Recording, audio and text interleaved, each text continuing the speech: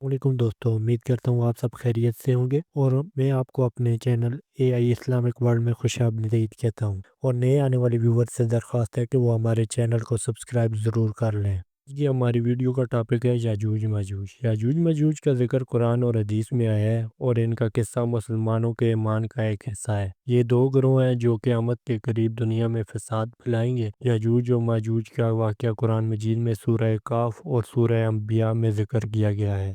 یاجوج ماجوج دو قومیں ہیں جو ایک وقت میں دنیا میں پھیلی ہوئی تھی اور لوگوں کو بہت پریشان کرتی تھیں۔ ان کی قوت اور طاقت ایسی تھی کہ وہ زمین پر فساد پھیلاتی تھیں اور لوگوں کو ستاتی تھیں۔ ان کا جال اتنا وسیع تھا کہ ان کا کچھ مقابلہ نہ کر سکتا تھا۔ حضرت ذوالقرنین کا ذکر قرآن میں کیا گیا ہے، جو ایک عظیم بادشاہ اور طاقتور شخص تھے۔ حضرت ذوالقرنین نے ایک مرتبہ یاجوج و ماجوج سے متاثرہ علاقوں کا سفر کیا اور ان قوموں کے ظلم و فساد سے آگاہ ہوئے۔ جب انہوں نے ان کا سامنا کیا تو یاجوج و ماجوج کا ہجوم اور طاقت دیکھ کر وہ بہت پریشان ہو گئے۔ حضرت ذوالقرنین نے ان کی بربادی کے لیے ایک تدبیر سوچی۔ انہوں نے ایک مضبوط دیوار اور تعمیر کی تاکہ یاجوج و ماجوج کی قوموں کو روک سکیں۔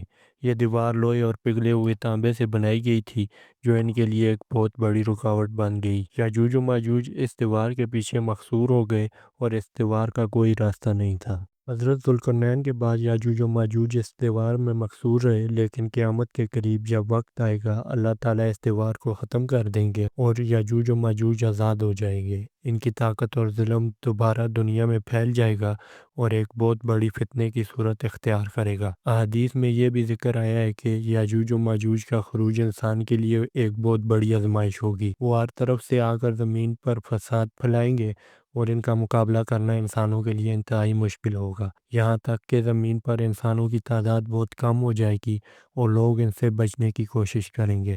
اور پھر آخرکار اللہ تعالیٰ حضرت عیسیٰ علیہ السلام کے ذریعے یاجوج و ماجوج کو ہلاک کریں گے۔ حضرت عیسیٰ علیہ السلام ان کے خلاف جنگ کریں گے اور اللہ کی مدد سے وہ ان کا خاتمہ کریں گے۔ اس کے بعد دنیا میں امن قائم ہوگا اور لوگوں کی زندگی آسان ہو جائے گی۔ یہ قصہ مسلمانوں کے لیے ایک سبق ہے کہ دنیا میں فساد اور ظلم کا خاتمہ اللہ کی رضا کے مطابق ہی ہوگا اور قیامت کے دن اللہ کا عدل و انصاف قائم ہوگا۔